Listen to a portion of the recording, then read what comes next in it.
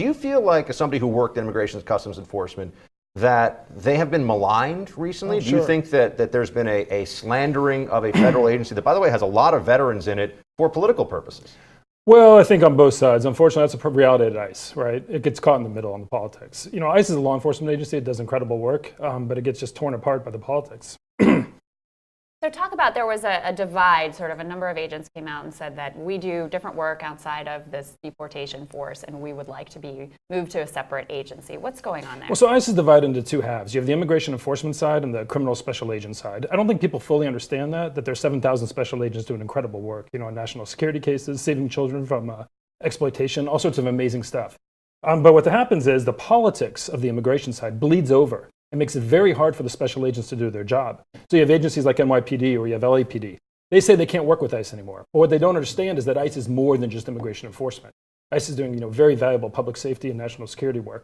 And it makes it very hard for them to do their job. So I think there is a strong sentiment in the agency that we need to break free and be free from this immigration piece. Well, you're touching on a very important point there, because you have a lot of sanctuary jurisdictions across the country. Right. By some count, hundreds, although it depends on how you define sanctuary jurisdiction for a state or a locality.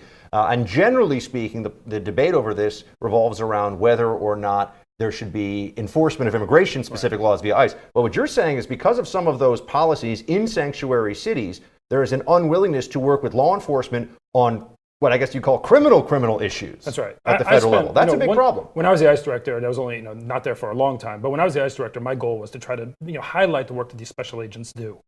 Because the fact is that ICE is only known for immigration enforcement.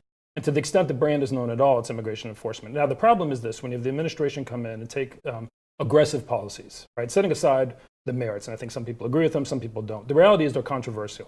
And in certain, especially in the big urban environments where you really need that cooperation with state and local law enforcement, and you need the cooperation of the immigrant communities who serve as the informants. And the informants are the backbone of any law enforcement organization. When you roll out policies like this, what ends up happening is that those people don't want to cooperate with ICE. Mm-hmm. And the local law enforcement, the mayors tell the chiefs, you can't cooperate with ICE. It's politically too hot for us.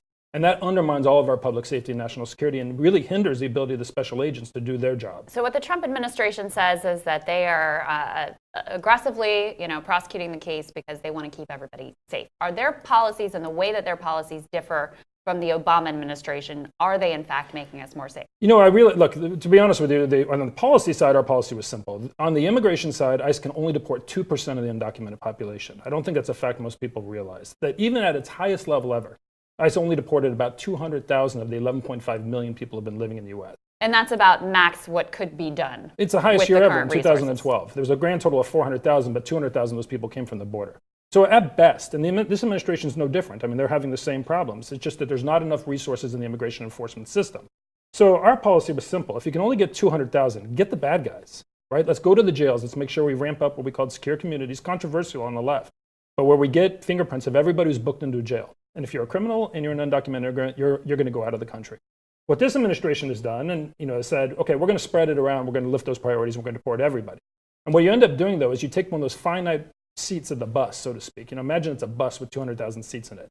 And you start putting that gardener who's been here 15 years and has U.S. citizen children on the bus. What that means is some criminal is going to get away. Some bad guy's not going to get caught. At the same time, you also create this political firestorm that engulfs the agency, where you now have these groups saying, hey, abolish ICE, which I think is exceptionally misguided, but I understand what it's rooted in. I wanted to ask about MS-13 specifically. Yeah. The president has been talking about it a lot publicly, and it's really been a rallying cry for greater enforcement of not just immigration laws, but all criminal laws against people that are in the country illegally. Was there a need for that? I mean, is MS-13 an organization specifically that you think deserves greater resources and attention at the federal level? Well, look, certainly there's a threat, and there's a gang threat here, but that's exactly what ICE should be doing, and that's exactly what ICE does very well, frankly. And that's where I think the abolish ICE calls are kind of misguided. There are bad people in this country, and there is an important use of our immigration laws, frankly, not only just our criminal enforcement laws, but our civil immigration laws, to deport people who pose an active threat to the country. The problem is they're just not, you can't have both. You can't sit here and say we're going to have everybody treat everybody equally, because everybody's not equal. You need to prioritize MS-13. You need to prioritize convicted felons. You need to spend those resources focusing on those people. And so, yeah, I mean, I agree that there's definitely a need to focus on that population. And The problem is I just worry that we're diluting too much by focusing on some of the other populations as well. Let's talk a little bit about the family separation issue. One of the defenses from the administration was this was happening under the Obama administration. It's no different. People are just upset about it now. Is that true? Family separation did not happen like this on the Obama administration. There are certainly isolated cases where if you're in the interior and you find somebody who's been convicted of a felony, they have U.S. citizen children. That's a real problem we have with the overall immigration issue in the United States.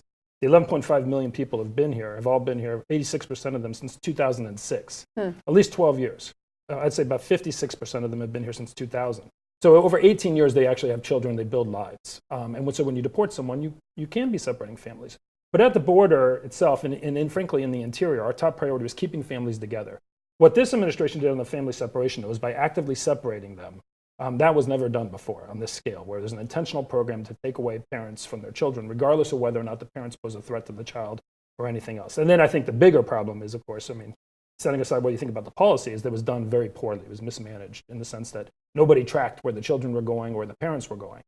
So what used to happen under the Obama administration once the word got out, as it did, that people, particularly from Central America, could come up through Mexico, arrive at the border, and either claim asylum initially, or then claim asylum, I believe, defensive asylum, right? It's a secondary call for asylum once you've already been apprehended trying to cross the border illegally. What was the process then? Because my understanding is that you were released into the interior and told to show up for a court hearing, and people didn't show up. Yeah, here's the problem, Buck. Actually, they did show up. The problem is this. So when I was the ICE director, this is when it started with the Central American problem. You have families coming north and they seek asylum in the United States. What we would do, though, is, first of all, Obama expanded the family detention capacity, built another 2,000 beds. The problem is it's very expensive. To have a family detention bed, it's about $350 to $450 a night per family. Per individual in the family. Wow. So you're talking hundreds of millions of dollars you're spending on family detention. So what we would do is we'd release people with a court date, and that's the catch and release. The problem with catch and release isn't that people don't show up for court. ICE is good at getting people who don't show up for court. If ICE wants to go get those people, ICE is very good at finding fugitives. But the problem is that the immigration courts would set those hearings out 3, 4, 5 years. So I get the frustration if you say, well, look, it's a free pass to the United States. These people are still here 4 years. But we have to figure out a way. And is there any realistic expectation that after 4 or 5 years, people would be told, well, you've been here 4 or 5 years, now we're going to send you home? Yeah, it gets hard. You're right about that. It gets very hard. It gets hard for the agency, frankly, politically, because after 5 or 6 years, just like we were talking about, they're integrated into the society, and it gets very hard. Now you have, church leaders will come forward and say, hey, this guy goes to my church. He's great. They're a good, loving family. This guy works hard for his kids. It gets very difficult. The key is you have to have speed, and it doesn't mean detention. That's where I disagree with, I think where we're all misguided in the debate. You can have speed without detention. It'll save the taxpayers a tremendous amount of money. You just need to hire double, triple the size of the immigration court. Nobody's going to get elected saying, I'm going to solve the border crisis by hiring a lot of immigration judges. But the simple reality is, and I know the policymakers in the Trump administration know this, hire more immigration judges, have fast hearings. And you have to go quickly. Because the longer people stay in this country, obviously the more integrated they get. But we absolutely have to honor due process. People have an absolute right to present their asylum claims. We should honor that.